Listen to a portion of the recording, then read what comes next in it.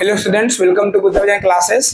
आज हम सभी जो है क्लास 10th के पॉलिटिकल साइंस के जो सेकंड चैप्टर है कि सत्ता में साझेदारी की कार्यप्रणाली, तो उसमें आपको पिछले वीडियो में मैंने बताया था। अगर आप पिछले वीडियो नहीं देखे हैं तो जाकर के देख लीजिएगा। और वहाँ पे मैंने ये बताया था कि आपको अगले वीडियो में जो है वो भारत की संघीय शासन व्यवस्था और शासन प्रणाली में किस तरीके से जो भागीदारी निभाई जाती है या किस तरह से शक्तियों का बंटवारा किया जाता है, उसकी हम एक विस्तृत चर्चा करेंगे। तो सबसे पहले हम ये समझ लेते हैं कि दुनिया में शासन के प्रकार कितने होते हैं या कौन कौन से शासन है जिसमें सत्ता में भागीदारी निभाई जाती है या उसमें जो है वो हिस्सेदारी दी जाती है या जनता जो है वो भागीदारी निभाता है। तो सबसे पहले हम शासन के प्रकार समझने की कोशिश करेंगे कि दुनिया में जो शासन के प्रकार है वो कितने प्रकार के हैं। तो शासन के प्रकार में पहला आता है लोकतंत्र। और लोकतंत्र इसलिए आता है क्योंकि लोकतंत्र जो है वो दुनिया का सबसे प्रसिद्ध या सबसे ज़्यादा फेमस कह सकते हैं या सबसे ज़्यादा पसंदीदा जो है वो शासन की प्रणालियों में से एक है। अगर वर्तमान परिदृश्य में देखा जाए तो दुनिया के नक्शे पे 100 देश ऐसे होंगे जो कहीं ना कहीं लोकतंत्र शासन प्रणाली को अपनाए हैं। लोकतंत्र को हम गणतंत्र भी बोलते हैं, इसको गणतंत्र के नाम से भी जाना जाता है, जनतंत्र के नाम से भी जाना जाता है कि जनता का शासन होता है, और प्रजातंत्र के नाम से भी जाना जाता है। तो इसको अलग अलग और नामों से भी जाना जाता है।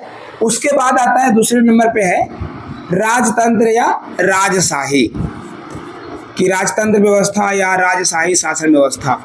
दुनिया के आज 30 से 35 देश ऐसे भी हैं जहाँ पे राजशाही शासन व्यवस्था है, जैसे सऊदी अरब, कतर, कुवैत, बहरीन, इंग्लैंड में भी जो है वो क्या है, संवैधानिक राजतंत्र है, यानी कि वहाँ पे संविधान की दृष्टि से राजतंत्र चलता है। तो दुनिया के कई ऐसे देश हैं जहाँ राजतंत्र भी है, लोकतंत्र भी है। अब एक और शासन प्रणाली है जो तीसरा है, जो जाना जाता है या फेमस कह सकते हैं आप, वो होता है तानाशाही, कि तानाशाही शासन व्यवस्था। अब तानाशाही शासन व्यवस्था में क्या होता है कि एक ऐसी प्रणाली जो अपने आप को लोकतंत्र तो कहती है कि नहीं मैं लोकतंत्र हूँ, लेकिन वो अपनी पूरी जनता पे नियंत्रण रखते हैं या कंट्रोल रखते हैं। जैसे आप उत्तरी कोरिया को देख लो, तो उत्तरी कोरिया एक तानाशाही देश वाला शासन वाला देश है। आप वहाँ के जो राजा है या वहाँ के जो शासक है, आप उनका विरोध नहीं कर सकते। वो जनता को वहाँ पे उतने अधिकार नहीं जितना एक लोकतांत्रिक देशों में या राजतंत्र देशों में भी अधिकार है। तो उसके हिसाब से वहाँ पे अधिकारों के या समानता की बात या स्वतंत्रता जो है वो जनता को कम होती है, उनको बंदिशों में रखा जाता है। तो ये तानाशाही शासन व्यवस्था होती है। उसके बाद चौथा आप इसके और उदाहरण बेलारूस भी है, कि बेलारूस में भी जो है वो तानाशाही, चूँकि वहाँ के जो राष्ट्रपति हैं लुकाशेंको, तो वो कई साल पिछले 31 साल से लगातार जो है वो क्या कर रहे हैं, शासन कर रहे हैं। तो एक प्रकार से वो तानाशाही व्यवस्था ही है। फिर आता है सैन्य शासन। सैन्य शासन या सैन्य तख्ता पलट, इसको सैन्य तख्ता पलट के नाम से जाना जाता है, कि सैन्य शासन या सैन्य तख्ता पलट है। अब ये सैन्य शासन या सैन्य तख्ता पलट क्या होता है कि एक ऐसी शासन व्यवस्था जो किसी लोकतांत्रिक देश में या बाकी जो शासन व्यवस्था देश में चुनी गई सरकार को वहाँ की मिलिट्री या वहाँ की सेना हटा देती है या खुद कब्जा कर लेती है, खुद जो है वो शासन पे क्या कर लेती है, काबिज हो जाती है। जैसे म्यांमार को ले सकते हैं आप। अब पाकिस्तान में 1999 में जब परवेज मुशर्रफ ने जो किया था तो भी एक सैन्य तख्ता पलट में आता है। उसके पहले वहाँ पे अयूब खान या आया खान, तो कई ऐसे सैन्य तख्ता पलट हुए या सैन्य शासक हुए हैं जिन्होंने स्वतंत्र रूप से क्या किया, वहाँ की सरकारों को हटा करके या चुनी गई सरकारों को हटा करके और खुद को वहाँ का शासक क्या कर लिया, घोषित कर लिया। तो ये सैन्य तख्ता पलट होता है कि वहाँ पे सेना जो है वो क्या कर लेता है, कंट्रोल कर लेता है। अभी बांग्लादेश को भी आप इसी कैटेगरी में रख सकते हो। वो अलग बात है कि वहाँ पे एक कार्यकारी जो है वो मोहम्मद सलीम नाम के व्यक्ति को बनाया गया है कि आप सरकार की कार्यकारी देखरेख करिएगा, लेकिन परोक्ष रूप से वहाँ पे सेना का ही नियंत्रण है। वर्तमान में जो है वो सेना का ही नियंत्रण है। ठीक है, वो सामने नहीं आना चाहते या सामने नहीं देखना चाहते, बट परोक्ष रूप से ही सही, बट वहाँ पे सेना का ही शासन चलता है। तो ऐसे कई उदाहरण देखने को आपको मिलेगा कि समय समय पे, चूंकि सैन्य शासन जो है वो कहीं किसी देश में लगातार नहीं रहता, वो कुछ समय के लिए रहता है, बाकी कुछ समय के लिए फिर वो हट जाती है, फिर लोकतंत्र बहाल हो जाता है। वापस फिर जब दिक्कतें होती हैं, जब कोई सरकार कमजोर हो जाती है या फिर अपने आप को नहीं रख पाती है सही से, तो फिर से कब्जा कर लिया जाता है। तो ये 4 तो मेन थे। 5वां एक और आता है कि साम्यवादी शासन,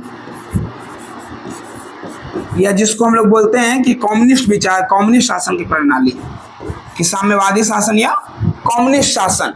तो ये भी एक प्रकार की है, जैसे रूस हो गया, चीन हो गया, वियतनाम हो गया, क्यूबा हो गया, सिंगापुर हो गया। तो ये सभी कहीं ना कहीं साम्यवादी शासन को फॉलो करने वाले कंट्री हैं। ये भी एक अपने आप को लोकतांत्रिक देश बोलते हैं, बट लोकतंत्र के मामले में थोड़े से अलग है। जैसे भारत में 6 मौलिक अधिकार है, भारत में हर नागरिक को अपने हिसाब से सरकार के पक्ष रखने का अधिकार है, लेकिन आप चीन में ऐसा नहीं कर सकते। आप वहाँ पे कुछ ही मामलों में सरकार का विरोध कर सकते हो, वरना विरोध आप नहीं कर सकते। आप सिंगापुर में भी नहीं कर सकते हैं, आप रूस में भी, वहाँ पे अधिकतर नागरिकों को जो है वो अधिकार पूरे नहीं दिए गए हैं कि नहीं आपको लोकतांत्रिक अधिकार सारा दे दिया गया है।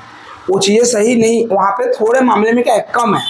तो ये दुनिया में शासन की प्रणाली है या शासन के प्रकार है। अब इसमें से अगर जो कह सकते हैं आपकी सत्ता में साझेदारी या शक्तियों का बंटवारा, तो वो सिर्फ और सिर्फ लोकतंत्र में देखने को मिलता है। और लोकतंत्र में क्यों देखने को मिलता है, इसके पीछे भी कई कारण हैं। जैसे लोकतंत्र है कि वहाँ पे एक जनता के द्वारा चुनी गई सरकार होती है। लोकतंत्र की परिभाषा क्या है? अगर आप अमेरिका के 16वें राष्ट्रपति अब्राहम लिंकन की कथन में कहो, तो वैसी शासन प्रणाली जो जनता के लिए, जनता के द्वारा चुनी जाती हो। उन्होंने यही बोला था, एक वाक्य में बोला था कि जनता के और जनता के लिए, जनता के द्वारा चुनी गई सरकार क्या होती है? लोकतंत्र होती है। अगर आप प्रसिद्ध यूनानी विचारक अरस्तु के दृष्टि से बोलोगे, उन्होंने बोला था लोकतंत्र मूर्खों का शासन है। क्योंकि अलग अलग समय पे अलग अलग विचारकों ने, अलग अलग राजनीतिक जो हैं वो विचारक, राजनीतिक जो चिंतक हैं या समाज सुधारक रहे हैं या राजनीतिक सुधारक रहे हैं या राजनीतिक विश्लेषक रहे हैं, उन्होंने अपनी किताबों में अलग अलग व्याख्या किया है। जैसे प्लेटो थे, प्लेटो ने अपनी बुक द रिपब्लिक, तो द रिपब्लिक में ना उन्होंने एक अलग बात कही थी लोकतंत्र को। उन्होंने पूरा तुलना किया था कि दुनिया में लोकतंत्र सही है या राजतंत्र सही है। वे अपने शिष्यों से वाद विवाद किया करते थे कि हम किस शासन प्रणाली में एक जनता को न्यायपूर्वक जीवन या एक सम्मान पूर्वक जीवन या उनकी स्वतंत्रता, उनकी समानता या उनकी धर्मनिरपेक्षता इत्यादि संबंधित सारे अधिकार दिए जाते हो। तो अगर वर्तमान परिदृश्य में देखा जाए तो लोकतंत्र एक ऐसा प्रणाली है जिसमें सत्ता की साझेदारी या शक्तियों के बंटवारा संभव दिखता है या उसमें मुमकिन दिखता है। अब लोकतंत्र भी दुनिया में कई प्रकार के हैं। जैसे अब लोकतंत्र के प्रकार जान लेते हैं, दुनिया में लोकतंत्र के प्रकार कितने हैं।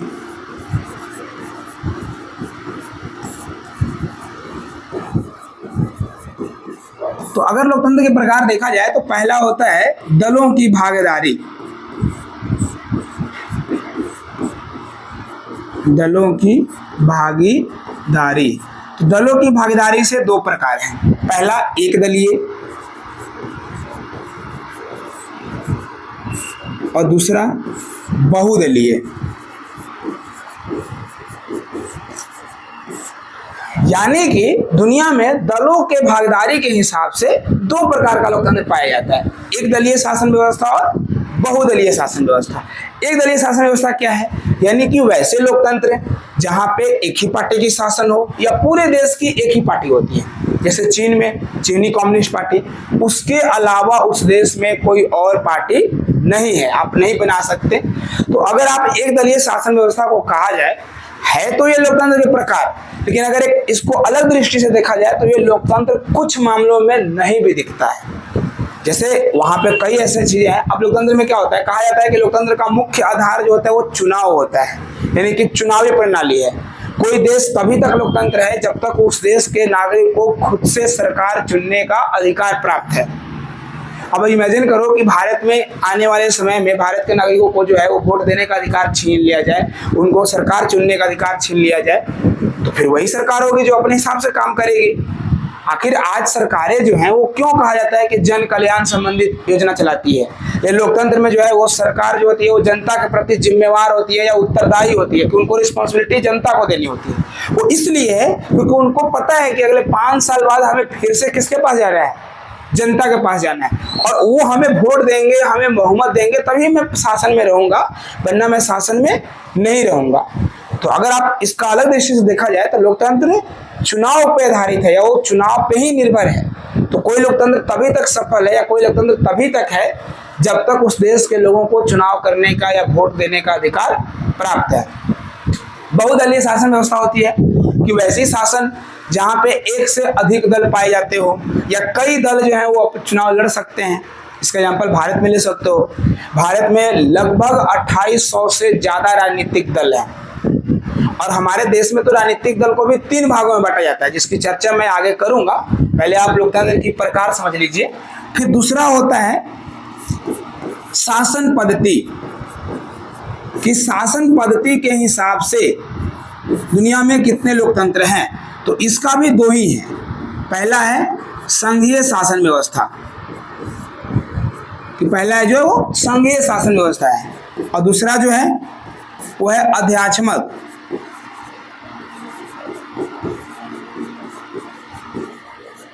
कि एक है संघीय शासन व्यवस्था और दूसरा है अध्यात्मक शासन व्यवस्था। यानी कि एक वैसी शासन व्यवस्था है जो दुनिया में संसद या लोकतंत्र या संविधान की दृष्टि से चलता है। जैसे भारत में संघीय शासन व्यवस्था है। क्यों? क्योंकि भारत में सत्ता का विकेंद्रीकरण किया गया है। भारत में सर्वोच्च संस्था संसद होती है। अगर संविधान के बाद बात किया जाए तो भारत में सबसे शक्तिशाली संस्था अगर कोई है तो संसद है, क्योंकि संविधान में बदलाव या संविधान में नियमों को जोड़ना या नियमों को हटाना, घटाना, बढ़ाना, संविधान की संरक्षण करना, सरकार पे नियंत्रण रखना, ये सारा कार्य कौन करता है? संसद करता है। और संसद में हर एक साल 5 साल बाद लोकसभा का चुनाव होता है। हमारे देश के लोग वोट देते हैं, अपने प्रतिनिधियों को चुनते हैं। तो ये एक प्रकार की हो गई कि वो संघीय शासन व्यवस्था होती है, कि जहाँ पे एक व्यक्ति के हाथ में सारी शक्तियाँ नहीं निहित है, वहाँ पे शक्तियों का बंटवारा किया गया है। अध्यक्षात्मक क्या होता है? वैसी शासन प्रणाली जैसे लोकतंत्र में एक ही व्यक्ति के हाथ में सारी शक्ति निहित हो, या कह सकते हैं कि वे सर्वोपरि हो। जैसे फ्रांस के राष्ट्रपति हो गए, तो वहां पे प्रधानमंत्री को या प्रधानमंत्री होते नहीं है, अगर होते भी हैं तो बहुत कम पद है। जैसे आप रूस को ले सकते हो, रूस में राष्ट्रपति जो है वो सर्वशक्तिशाली है। वहां पे बाकी राज्यों में चुनाव नहीं होता, बाकी राज्यों में सरकार नहीं होता। वो चीजें क्या है कि वहां पे एक व्यक्ति के हाथ में सत्ता है, यानी कि अध्यात्मक दृष्टि से देखा गया कि एक अध्यक्ष की दृष्टि से बना दिया गया है। उसके बाद आता है चुनाव प्रणाली। दलों की भागीदारी हो गया, शासन व्यवस्था हो गया। उसके बाद आता है कि चुनावी प्रणाली, कि चुनावी प्रणाली की दृष्टि से दुनिया में लोकतंत्र कितने प्रकार के हैं। तो पहला होता है प्रत्यक्ष लोकतंत्र। प्रत्यक्ष लोकतंत्र जिसको जो है वो शुद्ध लोकतंत्र भी कहा जाता है।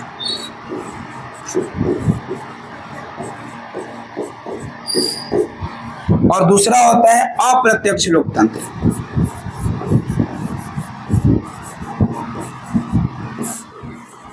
अप्रत्यक्ष लोकतंत्र जिसको हम लोग बोलते हैं प्रतिनिधि लोकतंत्र, यानी कि रिप्रेजेंटेटिव डेमोक्रेसी। प्रतिनिधि लोकतंत्र। अप्रत्यक्ष लोकतंत्र और अप्रत्यक्ष लोकतंत्र क्या होता है? यानी कि अगर चुनावों की दृष्टि से देखा जाए तो दुनिया में किस प्रकार से जनता जो है वो चुनावों में भाग लेती है, या वहां पे शासन की कैसी प्रणाली है। तो एक होता है प्रत्यक्ष लोकतंत्र। प्रत्यक्ष लोकतंत्र का मतलब हुआ कि जहां पे जनता शासन में और कानून बनाने में सीधी भागीदारी रखती हो, यानी कि डायरेक्ट कंट्रोल रखता हो या डायरेक्ट उसमें पार्टिसिपेट करता हो, वैसे लोकतंत्र के प्रकार प्रत्यक्ष लोकतंत्र कहलाते हैं। और प्रत्यक्ष लोकतंत्र वाले देशों में जनता को बहुत ही ज्यादा अधिकार दिए जाते हैं, इसलिए उसको शुद्ध डेमोक्रेसी यानी कि प्योर डेमोक्रेसी के नाम से जाना जाता है। शुद्ध लोकतंत्र भी कहा जाता है। ये लोकतंत्र का सबसे शुद्ध जो है कह सकते हैं कि वो प्रकार है या वर्गीकरण है। दूसरा, जैसे इसमें स्विट्जरलैंड को ले लो, तो स्विट्जरलैंड में जनता शासन में भी भागीदारी लेती है और कानून बनाने में भी भागीदारी लेती है। अप्रत्यक्ष लोकतंत्र वह होता है कि जिसमें जनता खुद तो भागीदारी नहीं लेती शासन में और कानून बनाने में, लेकिन अपने द्वारा चुने गए प्रतिनिधियों के माध्यम से शासन चलाती है, शासन पे नियंत्रण रखती है। तो वैसा लोकतंत्र अप्रत्यक्ष लोकतंत्र कहलाता है। इसलिए इसको प्रतिनिधि लोकतंत्र या रिप्रेजेंटेटिव डेमोक्रेसी के नाम से भी जानते हैं। जैसे हमारे भारत में क्या है कि भारत में चुनाव होते हैं, 5 साल के लिए जनता जो है वो अपने प्रतिनिधि चुन लेते हैं, जिनको जनप्रतिनिधि या पीपुल रिप्रेजेंटेटिव के नाम से जाना जाता है।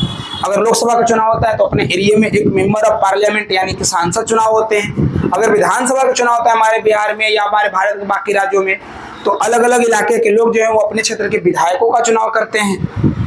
तो इस प्रकार से वही विधायक या वही मेंबर ऑफ पार्लियामेंट, अगर मेंबर ऑफ पार्लियामेंट का चुनाव करते हैं तो वो संसद में खुद बैठ करके और सरकार बनाने का कार्य करते हैं। अगर आप मान लो कि कोई मेंबर ऑफ पार्लियामेंट 5 साल तक अच्छा कार्य नहीं करते हैं या चीजें वो नहीं करते हैं, घोटाला करते हैं या बाकी चीजों में फंसे रहते हैं, तो जनता के पास 5 साल से पहले हटाने का अधिकार नहीं है। हाँ, सरकार हटा सकती है, आप उनका विरोध कर सकते हो, आप उनके विरोध दर्ज करवा सकते हो, आप उनके खिलाफत कर सकते हो, आप उनके खिलाफ आंदोलन कर सकते हो, उनके खिलाफ जो है वो क्या मोर्चा निकाल सकते हो, लेकिन आप ऐसा नहीं कि उनको हटा दे सकते हैं। आप नहीं हटा सकते हो। वो 5 साल से पहले तभी हट सकते हैं जब राष्ट्रपति क्या करे, लोकसभा को भंग कर सकते हैं, या प्रधानमंत्री खुद अपने आप को इस्तीफा देकर के भंग करने की सिफारिश कर सकते हैं। तो वो एक प्रक्रिया है, यानी कि आपके पास 5 साल बाद ही मौका आता है किसी व्यक्ति को हटाने का। तो ये अप्रत्यक्ष लोकतंत्र कहलाता है। वैसे दुनिया में सारे लोकतंत्र सही हैं या सारे लोकतंत्र के प्रकार बिल्कुल सही है। अगर वो लोकतंत्र है तो जनता का शासन है, अगर वो लोकतंत्र है तो जनता की भागीदारी है, चाहे वो कम हो या ज्यादा हो। और एक चीज याद रखिएगा कि लोकतंत्र में जितना सरकारों का कर्तव्य बनता है उससे ज्यादा एक नागरिक का कर्तव्य बनता है कि वो अपने अधिकारों की, मूल्यों की और संविधान के द्वारा दिए गए कर्तव्यों का पालन करे या सही से अनुमोदन करे। अगर जिस देश में लोकतंत्र में जनता सही नहीं होगी या जनता जागरूक नहीं होगा, वो देश लोकतंत्र नहीं रह सकता। क्योंकि अगर हमारा भारत दुनिया का आज सबसे बड़ा लोकतंत्र है तो इसके पीछे कहीं ना कहीं हमारे जनता का हाथ है कि हमने इस शासन प्रणाली पे भरोसा दिखाया। ऐसा नहीं है कि 1947 से लेकर के 2025 तक इस देश में सरकारें गलत काम नहीं की होगी या घोटाला नहीं हुआ है या ये विरोध नहीं उठा है, हर चीज हुए हैं, बट हर दिन हमारा लोकतंत्र जो है वो क्या एक मजबूत बन करके उभरा है, पहले की तुलना में ज्यादा ताकतवर होकर बनकर उभरा है। और आज इसलिए दुनिया जो है ना वो भारत को मिसाल देती है कि अगर आप शासन प्रणाली के रूप में देखना है तो आप भारत के लोकतंत्र को देखो कि कई बुराइयां हमारे लोकतंत्र में मौजूद हैं, जिसको आप अगले पाठ में चर्चा करोगे कि लोकतंत्र की वृद्धि, लोकतंत्र की बुराइयां, लोकतंत्र की चुनौतियां, ये आपके चैप्टर में आएंगे, 4था चैप्टर में, 5वां चैप्टर में आएगा कि लोकतंत्र की चुनौतियां क्या है, लोकतंत्र की जो बाधाएं हैं वो क्या है, तो उसकी चर्चा भी हम करेंगे। लेकिन अभी हमें चर्चा करना है कि सत्ता में साझेदारी कैसे निभाई जाती है, तो इस पे हम रहते हैं। तो ये था लोकतंत्र के प्रकार हमारे देश में कि भारत में संघीय शासन व्यवस्था चलती है, कि भारत में जो है वो संघीय व्यवस्था चलती है। और संघीय व्यवस्था का मतलब यह होता है कि एक ऐसी शासन प्रणाली जिसमें किसी एक व्यक्ति के हाथ में सारी शक्ति निहित ना हो, शक्तियों का बंटवारा किया जाता हो, चाहे वो अलग अलग स्तर पे किया जाता हो, चाहे सरकार के अंदर में अलग अलग संस्थाओं के माध्यम से किया जाता हो, तो वो संघीय शासन व्यवस्था कहलाती है। या जिस देश की शासन प्रणाली संसद के माध्यम से चलता हो, तो हमारे देश में संसद है, राज्यों में विधानसभाएं होती हैं, विधानमंडल होता है। हमारे भारत के तो 6 राज्य ऐसे हैं जहाँ पे विधान परिषद का भी गठन किया हुआ है, बाकी सारे राज्यों में विधानसभा है, बाकी कई राज्यों में 6 राज्यों में विधान परिषद भी है। कई ऐसे जो केंद्र शासित प्रदेश है वहां में भी सरकारें गठन की जाती है, जैसे जम्मू कश्मीर है, दिल्ली है, पुडुचेरी है, तो इन राज्यों में तो सरकारों का भी गठन होता है। बाकी केंद्र शासित प्रदेश है वहां पे सरकारों का गठन नहीं होता, वहां पे राष्ट्रपति के प्रतिनिधि के रूप में या केंद्र सरकार के प्रतिनिधि के रूप में उपराज्यपाल या प्रशासक की नियुक्ति कर दी जाती है और उनके माध्यम से शासन व्यवस्था को चलाया जाता है। यानी अगर कायदे से देखा जाए तो संघीय शासन व्यवस्था एक ऐसी व्यवस्था है कि जिसके माध्यम से शक्तियों का बंटवारा, शक्तियों के आपस में संतुलन, सरकार के आपसी मतभेद को खत्म करना, क्योंकि अगर संघीय शासन व्यवस्था चलती है तो वो राजनीतिक शक्तियों की अखंडता, एकता, विश्वास और वैधता पर निर्भर है। अगर राजनीतिक शक्तियां आपस में अखंडता नहीं रखेंगे, वो एकता नहीं रहेंगे, वो आपस में वैधता यानी कि उनके मान्यता नहीं देंगे, वो विश्वास नहीं करेंगे, तो हमारे देश में शासन प्रणाली नहीं चल सकती। जैसे अगर आप बिहार का उदाहरण लोगे तो बिहार में क्या है, गठबंधन की सरकारें हैं, लगभग 6 पार्टियां शामिल हैं। तो इसमें क्यों कहा जाता है कि जो सत्ता का साझेदारी होती है वो अखंडता, एकता और वैधता पर निर्भर या विश्वास पर निर्भर है। अब अगर बिहार के सरकार में 6 पार्टियां शामिल हैं और 6 पार्टियां आपस में विश्वास ना रखे या उनको उस सरकार में विश्वास न रहे, सरकार नहीं चल सकती। सरकार क्या हो जाएगी, गिर जाएगी। जैसे अगर हम नीतीश कुमार को क्या बोलते हैं कि वो जो है वो सरकार बदलने के लिए अलग अलग पार्टियां चेंज कर लेते हैं। लेकिन अगर आप उदाहरण समझो कि आज अगर नीतीश कुमार बीजेपी को छोड़ करके और आरजेडी से सपोर्ट मांगते हैं तो उनको ये विश्वास है कि आरजेडी वाले हमें सपोर्ट करेंगे और उनके अंदर में ये एकता और अखंडता है। अगर आप मान लीजिए कि वो इस्तीफा दे करके और आरजेडी के पास जाते हैं, आरजेडी उनको मना कर देती है तो उनकी तो सरकार गिर जाएगी। लेकिन उनको ये भी विश्वास है कि अगर वो मना कर देगी तो हमको बीजेपी वाले क्या करेंगे, सपोर्ट कर देंगे। यानी कि राजनीतिक शक्तियों के बीच में आपसी विश्वास, एकता, अखंडता और वैधता से ही लोकतंत्र की सत्ता में कार्यप्रणाली संभव है या चल सकती है। तो भारत की जब संघीय व्यवस्था की बात करते हैं तो मैंने आपको लिखवाया था कि सरकार के अंग होते हैं कार्यपालिका, विधायिका और न्यायपालिका। इसके अलावा मैंने भी बताया था कि हमारे देश में सरकार के 3 अलग अलग स्तर हैं। अब इसमें से ये जान लेते हैं कि अगर हमारे 3 अलग अलग स्तर हैं तो भारत में राज्य और केंद्रों के बीच में संबंध कैसे हैं या राज्य और केंद्र के बीच में आपसी संबंध कैसे हैं। तो हमारे देश में केंद्र और राज्यों के संबंध के बारे में, केंद्र और राज्यों के संबंध के बारे में बात की गई है और ये बतलाया गया है कि हमारे देश में तीन सूचियां होगी कि 3 सूची बनाई जाएगी। पहला संघ सूची, पहला जो है वो संघ सूची, दूसरा राज्य सूची और तीसरा समवर्ती सूची।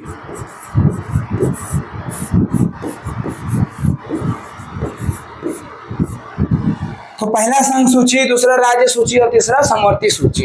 यानी कि भारत में केंद्र सरकार और राज्य सरकार के आपसी संबंध को लेकर के संविधान में एक पूरा नीति निर्देशक तत्व का वितरण किया गया है या पूरा विवरण दिया गया है कि किस प्रकार से हमारे देश में सरकारें आपसी सामंजस्य की स्थापना करेंगे या निर्माण करेंगे।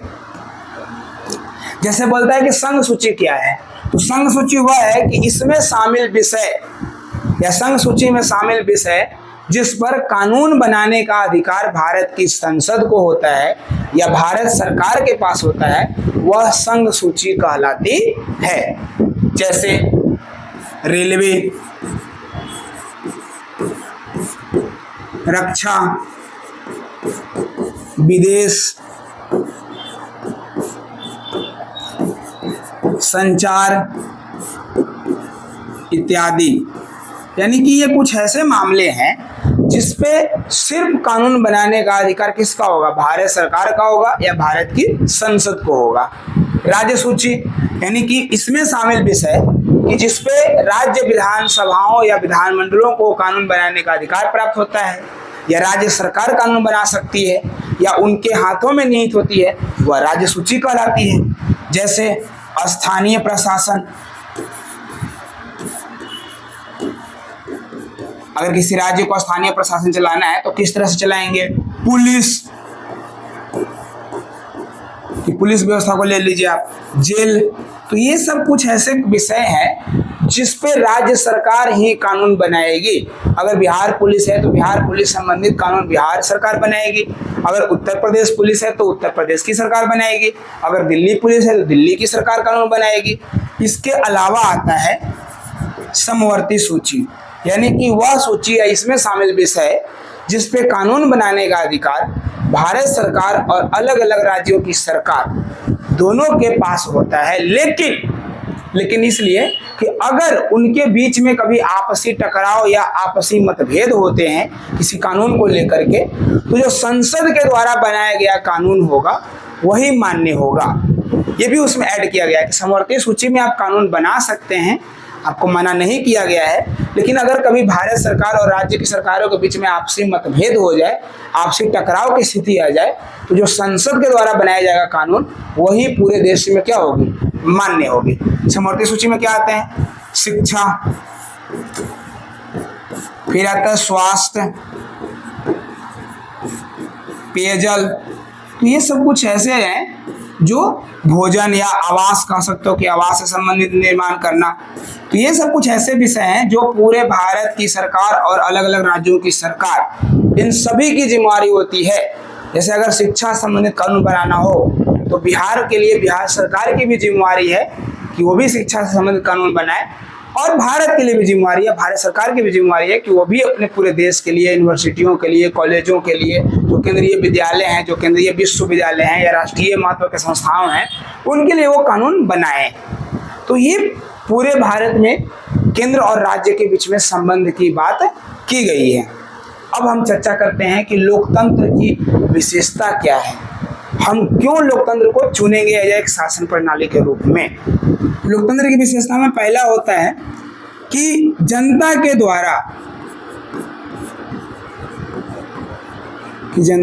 द्वारा चुनी गई सरकार शासन करती है।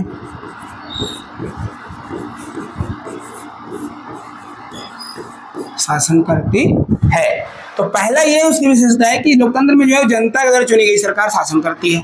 दूसरा कि लोकतंत्र में सरकारें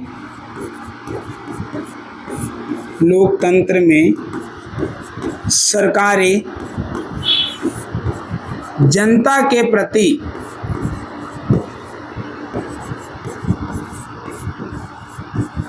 उत्तरदायी होती हैं।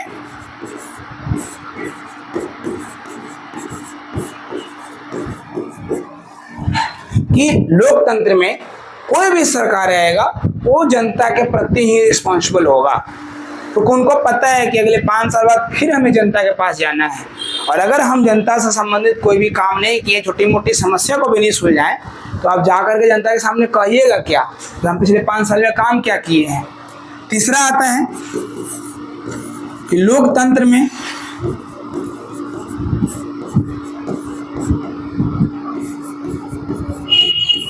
सत्ता के स्रोत या शक्ति के केंद्र बिंदु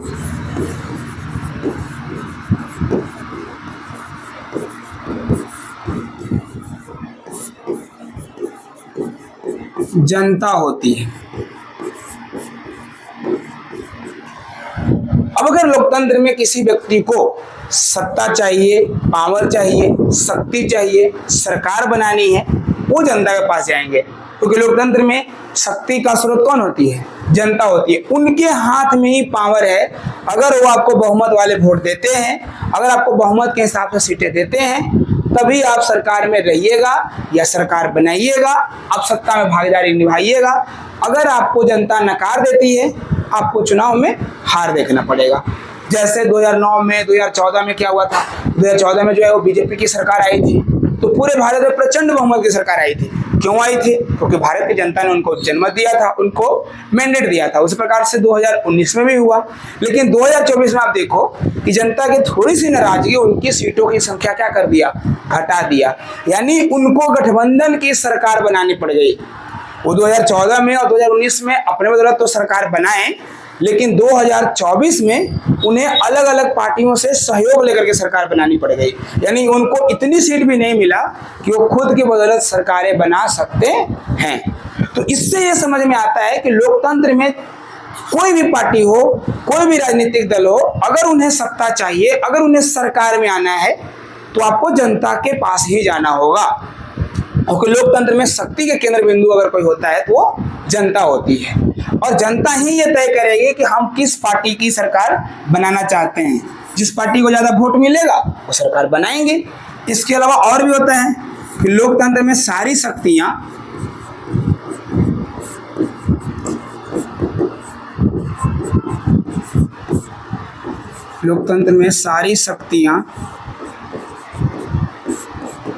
जनता के हाथों में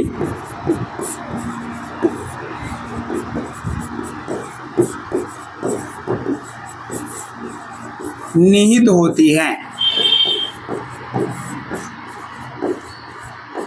अब इसमें से आप ये बात कर सकते हो कि मैंने लिखा कि लोकतंत्र में सारी शक्ति जनता के हाथों में निहित होती है। आपको कैसे है?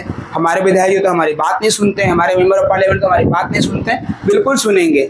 आपने अपने अधिकारों का प्रयोग नहीं किया। अगर आप अपनी शक्ति का वाकई में सही प्रयोग करिएगा, वो आपकी बात जरूर सुनेंगे। लेकिन हमारी जनता जो है वो अपनी पूरी शक्ति नहीं जानती है। उनको यही पता है कि हम चुनाव में आएंगे, 5 साल बाद फिर वोट देना है, बस इनका वो नहीं। आपका हमारा कर्तव्य सिर्फ वोट देना नहीं है, उस शासन पे नियंत्रण रखना भी है, उस शासन की देखरेख करना भी है। आप कभी कभी सोशल मीडिया पर देखिएगा, वीडियो वायरल होता है कि जो अधिकारी होती हैं, कर्मचारी होते हैं, उनको क्या कहा जाता है? लोक सेवक कहा जाता है, यानी कि जनता का सेवक। वो बोलते हैं लोक सेवक मतलब क्या होता है? जनता का सेवक। यानी कि भारत के जितने भी कर्मचारी हैं, जितने भी सरकारी अधिकारी हैं, वे जनता के सेवक हैं। वो जनता के लिए, जनता के समस्याओं के समाधान करने के लिए ही है। तो अगर आपको आपके पास सही राइट्स पता है, आपको सही अधिकार पता है, तो आपके साथ गलत नहीं हो सकता। तो इसलिए मैंने बोला कि लोकतंत्र में सारी शक्तियां जो है वो जनता के हाथों में ही निहित होती है। जनता अपना चाहेगी तभी वो शक्ति दूसरे को देती है उपयोग करने के लिए। जैसे अगर हम विधायक चुनते हैं तभी वो हमारी शक्तियों का 5 साल तक ही प्रयोग करते हैं। ऐसा नहीं है कि वो अगले 5 साल के लिए करेंगे। अगर वो दोबारा चुनेंगे, दोबारा जीतेंगे, दोबारा जब चुनाव जीतेंगे, तब वो अगले 5 साल के लिए रहेंगे। अगर वो अगले चुनाव में हार जाते हैं तो उनकी शक्तियां किसी और व्यक्ति के हाथों में चली जाती हैं। यानी ये जनता डिसाइड करेगा कि हमारी शक्तियों का इस्तेमाल कौन करेगा। इसके बाद आता है 5वां,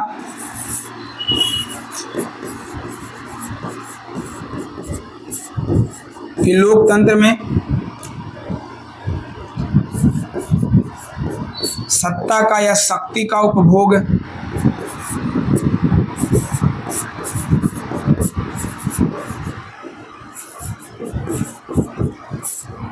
जनता करती है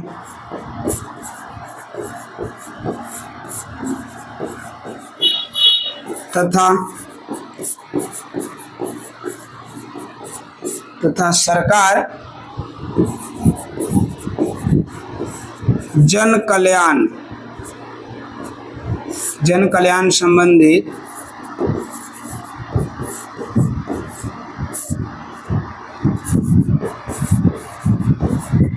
योजनाएं चलाती हैं। यानी कहता है कि लोकतंत्र में जितनी भी शक्ति है, जितनी भी सत्ता के स्रोत है, उसका उपभोग यानी कि उसका इस्तेमाल जनता खुद करती है। और इसीलिए सरकार जो है वो जन कल्याण के संबंधित योजनाओं को चलाती है। चाहे वो आपको सरकारी अस्पतालों में कम दम पे इलाज हो या कम दम पे जो है वो आपको दवाएं का वितरण हो। जैसे अभी कोरोना महामारी आई थी कुछ साल पहले, तो हमें वैक्सीन लगाया गया था, वैक्सीन फ्री लगाई गई थी। अगर सरकार चाहती तो कह सकती थी मैं पैसा लूंगा, लेकिन वो नहीं कह सकती, क्योंकि उनकी जिम्मेवारी है कि वो जनता के कल्याण के संबंधित कार्य करे। वो इन योजनाओं को बंद नहीं कर सकते। हमारे भारत में सैकड़ों ऐसी योजनाएं चल रही है जो जनता से संबंधित है, जनता के कल्याण से संबंधित है। चाहे वो विद्यालय में मध्याह्न भोजन हो, या छात्रवृत्ति योजना हो, या साइकिल योजना हो, या फिर और सारी कई भारत सरकार की योजनाएं जैसे मनरेगा हो। तो कई प्रकार की योजनाएं हैं जो जनता के कल्याण के लिए चलाई जाती है। उसे कोई सरकार बंद नहीं कर सकती। और अगर बंद करती भी है तो उनको एक कारण बताना होगा कि हम इस वजह से बंद कर रहे हैं और इसकी जगह पर कोई नई योजना लाएंगे जो ये चीजें होगी। तो इसी प्रकार से कहता है कि भारत में या लोकतंत्र में सारी शक्ति का उपयोग जो है वो जनता करती है, और सरकारें भी जन कल्याण संबंधित योजनाओं पे ही कार्य करती हैं। आपको आगे के वीडियो में जो है बाकी डिटेल्स देंगे। धन्यवाद। जय हिंद।